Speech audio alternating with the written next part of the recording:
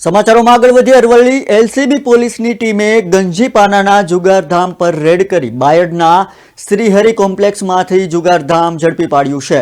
પોલીસે 12 આરોપીઓને દબોચી લીધા છે તો 42,000ની રોકડ સાથે 2.45 લાખનો મુદ્દામાલ કબજે કરાયો છે। આરોપીઓને મોડાસા એલસીબી પોલીસ કચેરી ખાતે લાવવામાં આવ્યા છે।